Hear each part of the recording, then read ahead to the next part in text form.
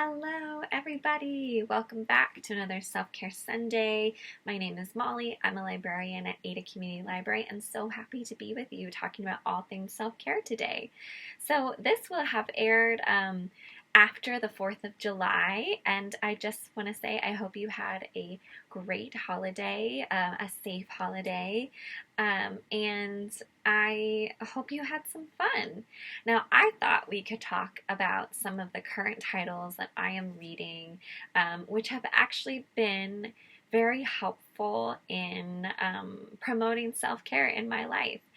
As you know, I'm a librarian. We always talk about reading on this series, but I think lately I've been doing a certain kind of targeted reading. I've been really trying to educate myself, and I think that's one of the best forms of self-care is to admit maybe that you're not aware of certain subjects, and to really take the time to deep dive into educating yourself. That's why we love libraries, right? It promotes lifelong learning, free access to information, and it's a place where we can really promote change. So I touched on this in one of my most recent Self-Care Sundays, the episode on meditation apps.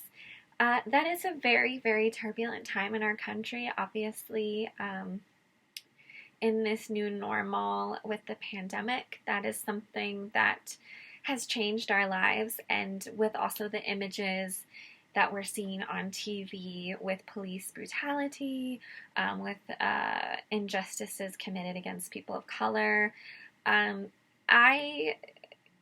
heart has been very heavy. I'm not sure if your heart has been very heavy.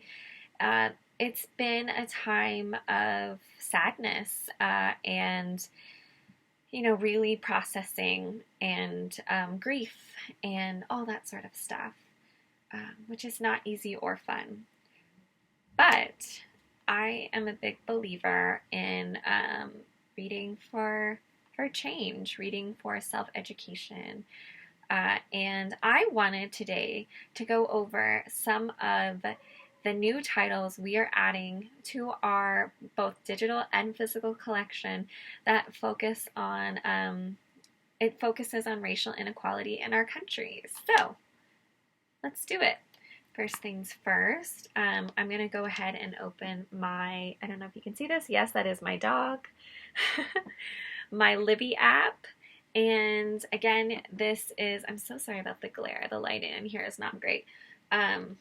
You can download, again, this app through your app store, whether you have an iPhone, an Android, and it's just the Libby app. You can link your library card to that app, and then you can start downloading books directly to your smart device. It's really awesome. So the first title that I recently read that I think is really powerful is How to Be an Anti-Racist. This is an incredible book, and it is by Ibram X. Kendi. It was published in 2019. It is a nonfiction title, and it's unlike anything that I've ever read. It's part memoir, biography, and also historical nonfiction title going into the history of racist policies in this country, and then it's also almost like a philosophy how-to guide, and it's really powerful. Kendi outlines how you can take on anti-racist individual actions to create system-wide changes. So I think it's revolutionary. It's one of the best books that I've ever read, because it's so carefully constructed, and I really appreciated how the author also had a lot of empathy for the reader, because these are really hard topics to talk about. But I feel as though he really encourages the reader to get uncomfortable and doesn't judge the reader because of all the things they may not know about racism in our country. And I just thought it was so powerful how he framed how to approach racist policies. What can you actually do to change what is going on, both in your individual interactions with people and your language, but also what kind of action can you take that's large. It was wonderful. Again, highly recommend it. Kind of a game changer for me. The next title that I'm going to talk about is actually another memoir. And again, all of these titles are going to be available both in our physical and digital collection. And I will link them below with the title and the author. So feel free to look those up in our catalog or in your Libby app. And if you have questions on how to do that, please leave comments in this video and I'll be sure to help. The next one, so here we go. The next one that I want to talk about is also an incredible book. It's called Heavy, and it's by Kiese, Laymon. It's a memoir as well, published in 2018. And wow, what a breathtaking piece of work. So this book is all about what it's like to grow up as a young Black man in Mississippi in the early 80s, 90s. And then Laymon goes on to become a professor at Vassar College and then Mississippi State, and what that's like, what kind of barriers were up against him, even at so-called liberal, progressive institutions. I love the way that Kiese writes. He is so careful with his sentences and his prose, and it's a book that has a lot of obviously adult themes, and there are some situations that are really graphic and uncomfortable, so do note that. But that being said, it gave me a perspective that I have never known as someone who was raised in Idaho, as someone who is a white woman. It has really helped me understand how hard it is to be African American and African American in the South, and how that culture is so completely one that I haven't really been to the South. I don't know much about it. It really educated me. And I would say if you are a fan of Mary Carr, if you are a fan of James Baldwin, if you're a fan of Colson Whitehead, who is also a fiction writer and novelist, but just kind of the same tone. If you are a fan of Tommy Orange, who, as you know, was our 2019 Treasure Valley Reads pick. His book, of course, was there. If you're a fan of any of those authors that I just mentioned, then you will like this book. Such an incredible book.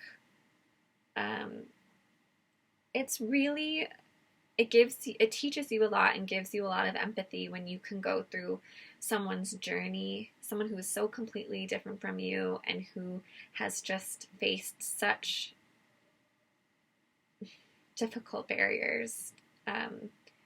It gives you a sense of empathy and resolve to really figure out how you need to be educated. So that's how I felt anyway. Loved Heavy. I thought it was an incredible audiobook. So the next title I want to talk about is by Jesmyn Ward, who is just an incredible author, also based out of Mississippi. And her newest book is called Navigate Your Stars, which I just loved. It's a very slim little title. Not title. It's a very slim book, and it was the 2018 Tulane commencement speech that they actually turned into this beautiful, a beautiful work of art. So there's really beautiful illustrations, and then of course the speech, which is all about Ward growing up in the South, how she was the first in her family to graduate from college, and how as a young woman she didn't understand why. She just thought if she worked hard enough that's why she was the first to graduate. So Ward thought because she was the first to graduate, she had possibly worked harder than anybody else in her family before her. The speech sort of shows her own self education, and also realization that there were a lot of barriers in place for her grandmother, who worked as a housekeeper, how there were other barriers for people in her African American family because of the systemic racism that they faced, the barriers that she was able to push through,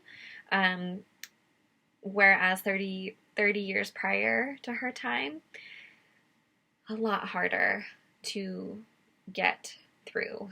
I thought it was such a beautiful book, all on how to really keep at your goals no matter the obstacles, and also really educated me on how there are just some barriers that I've never had to face, and I may not be able to understand them, but if I can be aware of policies or barriers in place when I notice it that could be affecting other people, through reading this book and the other books I've just mentioned, I feel more confident in addressing that. So again, a really moving book. Navigate Your Stars, how to overcome hardship and how to have compassion for those who maybe didn't have the same opportunities as you in your family. Yeah, really enjoyed that one. The final book that I want to talk about is called My Vanishing Country by Bakari Sellers. Wow, what an incredible memoir. This is another memoir about what it's like to grow up in Southern African American communities. So Bakari Sellers is from South Carolina, and wow, I cannot believe all that he has achieved in his very short life. He talks about growing up along civil rights advocates, people like, MLK. His father was an activist as well, and how hard that era, I can't even imagine how much that era shaped his own life and the anxiety and sadness and pain and grief that his parents experienced being civil rights activists, how that's carried on into today. But Bakari Sellers really used it as a way to motivate himself and to become the youngest state legislator in the South Carolina House. I believe so. He's just an incredible person. Also, this is a great book for so many reasons. It's a great memoir. He is so funny and witty and kind. Great historical context that you're given. Various massacres that you don't really hear about. He teaches readers about what it was like to be a civil rights activist and African American in the South in the 60s, and how some of those massacres have been just not really. I didn't know about a lot of them. And it's also a really great book because it's also he talks a lot about leadership. He talks a lot about how to be a leader when the odds are against you, when people have preconceived notions of you.